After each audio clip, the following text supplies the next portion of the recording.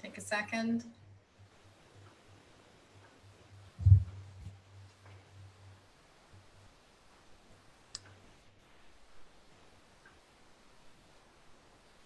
Populating on Facebook.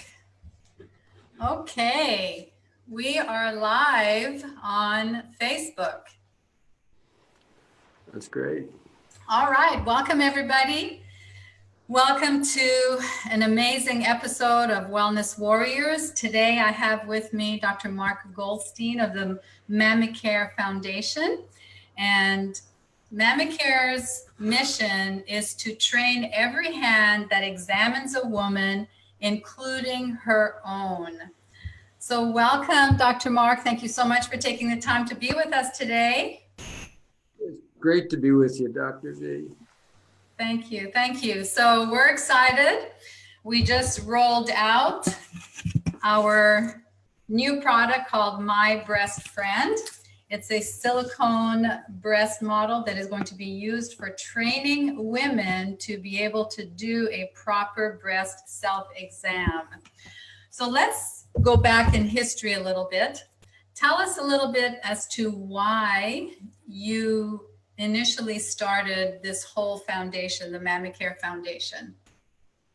Sure, Dr. V. The National Cancer Institute at the time was very concerned because most of the breast cancers actually walked in the door, meaning that the women themselves came in and said, I think I feel something. The problem was that the average detection at the time, according to NCI, was about 3 or 3.5 centimeters, which is the size of a ping pong ball or larger.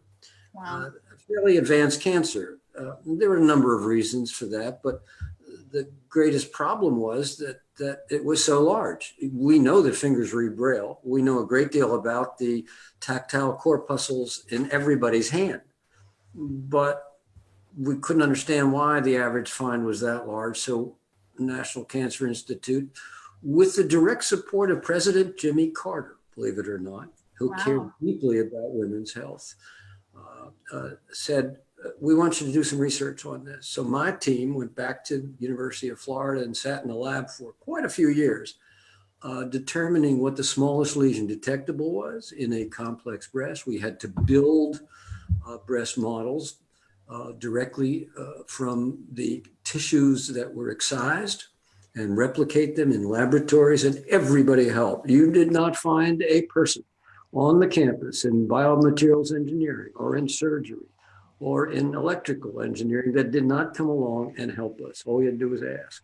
So we had a little money, we had a lot of help, we had a big university behind us, and we spent those years in the lab building the replica of simulated cancers, building tissues, and consuming public money to do a good job. And we finally got there and found out that the smallest detectable lesion in equivalent tissue, a serious lesion, was 3 millimeters, the size of a small pea. Now, we knew that everybody has the equipment on the end of their wrist. The next job was, how do you do it? How do you train them? Well, that was another 10 years. And so we moved through the procedure on what the pattern is and what the procedure is and what the protocol is. And we published everything, and people can read it in Google Scholar. All of the work, just put in the word Mammacare, and so they can do deeper study if they want to. We published everything, and were then awarded support by the National Science Foundation. I think I'm probably moving ahead like most professors of where you want to go, but you go ahead and ask me more questions and I'll answer. That's great. That's great. So you received grants and supports from certain foundations and organizations. Can you tell us which ones supported your work? Well, NCI, the first group, the National Cancer Institute, and then came along after we developed the technology and proved the principles and built the prototypes and did all that work. The National Science Foundation got together with us and said, okay, that's great. How are you going to train all the hands that need training? And we said, yeah, all these clinicians out there, really, most women know that they had a breast exam, but it was kind of a random thing. It was not trained. It was just learned by practice, but it may not be the correct procedure. We had defined all those variables. So the National Science Foundation said, look, if the woman walks in and feels something, but the nurse or the physician can't find it, that means they haven't performed a really good exam. So we built all of that technology into computers so that we could detect exactly what clinicians were doing, using the same models as women use, and seeing what they could find and how random was the pattern, how good was the pattern. And then we built in a system that trains them, just like a course in piano, but we didn't have to be there because you can't train every hand unless you have something you can replicate and deliver. And now the world of physicians and nurses is beginning to use that in universities all around the United States and now beginning in other countries. So we're beginning the mission of training all the hands examine a woman, including her own. And you're doing that part. That's right. So that's what we're so excited about, because this is a tried and proven method that has been used for over 3 decades. And now this method, this training system, will be available to every single woman on the planet, because we know there's a lot of confusion when it comes to breast self-exam. Most women have never been trained properly. They don't know what they're feeling for. They feel like ignorance is bliss. If I just don't touch, then I won't feel anything. And if I find something, what am I going to do? So they just, really ignore it for the most part. And it's been my experience in coaching women and clients all over the world who found their lump that they wish they would have found it at a much smaller size, because we know that size matters. So speak to us a little bit about that topic about size and how important it is to find something at a smaller stage. Well, our specialty is in learning how the fingers are connected to the brain and can feel small lesions in complex nodular media called breast tissue. What we also know, though, as scientists and as clinicians, that early detection is the single most important variable in early breast cancer intervention. The single most, not because we can't cure breast cancer at a later stage, we can, but because the intervention and the amount of chemotherapy and possibly other impacts on the woman will be less if we find it early.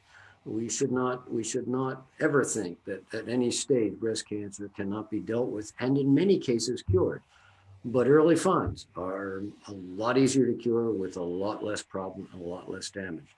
There are cancers in young women which are not detectable by standard technologies, but everybody's got equipment on the end of their wrist. And I once asked a team of about 110 Navy physicians in a room. I used to be a naval officer. And I said, we're going to talk today about early detection. How many people brought the equipment? And the whole group looked at me except for one young physician, female. I said, did anybody bring their equipment? She raised her hand. I said, good. I see one of you did, right on the end of your wrist. So the answer was to make what everybody has available. But the question was, what am I supposed to feel? I got it, we were told. We understand we have to go on a pattern, and we published all that data, and it's in the information that you have. What is the right pattern? We got that. What is the right pressure? We got that. What is the right perimeter? We got that. What is the right position that I have to be in? All of that, everybody likes to copy us, and we love that. The 5 Ps. Now there's all these great websites are doing do the 5 Ps. We published that maybe 25 years ago. But we love to be copied. That's great because more women will read about it. But none of those things tell you, what am I supposed to feel? So that was the most important thing in building a breast model that trains the fingers, not just the right pattern, not just the right position to be in, but what does it feel like? What does cancer feel like when my fingers make contact with it? Which I can tell you as a part-time piano player, when you feel something, when you press something, you get feedback and it changes you. And is an interesting analogy. The more I play scales, the faster I can play them, and the more accurately I can play them, meaning that something's happening between the receptors in my fingers and a tactile strip in my brain and my ears. Same thing with learning to do this. We just had to translate what am I supposed to feel into the detection of suspicious changes in breast tissue. We don't find cancer, but cancers are harder than normal tissue. And that model is built so that you can just discriminate between your normal tissues and the potentially dangerous change in your breast. That's important because we don't want you to find false positives and have unnecessary interventions. We want to reduce those false positives. A lot of criticism of using hands to find breast lesions, and they're right. An untrained hand will get scared. If it's not trained, what you'll think is all that complex nodularity in the breast could be dangerous. But in fact, if you train it, if you train folks right, if you train doctors right and women right, they learn the map and they learn that these normal softer tissues, even though they're lumpy, are not dangerous. And when they find one that's different and hard, they report it and we can save their life. I love that. I love that analogy about piano because I'm a piano player also. And you may not be able to see this, but in the breast model, there's various size tumors at different depths. So you can tactily learn how to feel and recognize something that is not normal nodular breast tissue. And that's all part of the training system. Now, we don't want to tell everybody where they are in advance, though, because we want them to learn that using the interactive program that you built with us.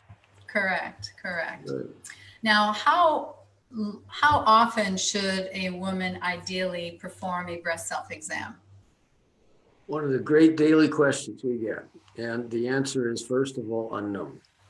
Once women learn to map and the normal feeling of their normal breast, some women will repeat this on a quarterly basis. Some will repeat it too often because they are too worried about normal tissue. Some will forget and do it at the end of a year. In a young woman, if there is a danger or if she has a reason to be suspicious about her history or her family's history, frequency is an important variable because in a young woman, the development and the expansion of a neoplasm or of a cancer can happen many, many times faster than a woman who is older. A woman in her 60s or 70s, the same lesion will take a year or more frequently than a young woman, which will take a few months. So frequency has to do with the probability of family history, of any vulnerability she may have, any concerns. The standard we've always learned about is every month, do it religiously, don't forget. I guess that's good advice. I really don't know the answer because those data supporting those statements are hard to get. You have written on that subject, and I would trust your judgment as a woman better than all of the science and data and missing reports there. And I think you probably have a better idea of how to arrange life to do a good exam without getting hyper nervous or without missing what you ought to be doing. Well, because of my history, and my mother had breast cancer, several of my aunts had breast cancer, and because I found the lump both times when I went through my healing journeys, I'm very sensitive. And so personally, I like to do it about once a week or every other week. But when you're first getting started, it would be a good idea to be able to, to do it on a weekly basis just to get a feel. And after that, you can run through it much more quickly and know the difference between what your normal breast tissue feels like and something that is out of the ordinary. Now, how long should it take to do a breast exam following your method? Yeah. Another good question. Initially, it's going to take a longer time as you learn the map. For people who have not done a breast exam correctly, properly, using all of the science and all of the knowledge that we have on how to proceed, and maybe have been doing some random contact, initially it's going to take a little time. You got to learn. It might take 20 minutes to figure out what you're doing. Ultimately, when we train, for example, the clinicians, they start out by saying, well, I did, about 30 seconds or 60 seconds. It takes a good 3 minutes to do a proper breast exam, one breast at a time. It takes a good 3 minutes, and an experienced palpator ought to be able to cover all of the breast tissue at all of the levels of pressure in 3 to 5 minutes. That's always a little uncomfortable in a session with a clinician, but the nice thing about owning the equipment yourself is you can time it your own way, and there's no discomfort if you're doing it yourself. That's right. Now, the beauty of the My Breast Friend training system, and it is a training system, is that it comes with an instructional booklet as well as an instructional video. And we'll be hosting a webinar this evening at 7 p.m. Eastern time. If you just go to mybreastfriend.com/webinar, you can register there if you haven't already. And we'll be going into more detail and more depth about the facts concerning finding breast lumps, about size, about what the American Cancer Society has to say about finding a lump. And we're very, very excited to be able to share this because, as Mammacare's mission states, we want to train every hand that examines a woman, including her own. So Dr. Mark Goldstein, thank you so much for your time, your expertise. You've dedicated the last 30, 40 years of your life to making this a powerful statement, saving lives for women around the world. So I'm so grateful that I have the opportunity to be able to share your lifelong project with our community and women all over the world as well. Thank you, Dr. V. We should mention that I am not alone. The team of people that surround me, Dr. Mary Main, Dr. Henry Pennypacker, Zach Deland, my team has devoted their lives with mine. If you multiply the number of years, it goes way out to numbers I don't even want to think about. Your involvement and your history adding to that makes this a voyage that is very much worthwhile, and we thank you too. Thank you so much. Very excited to be a part of this.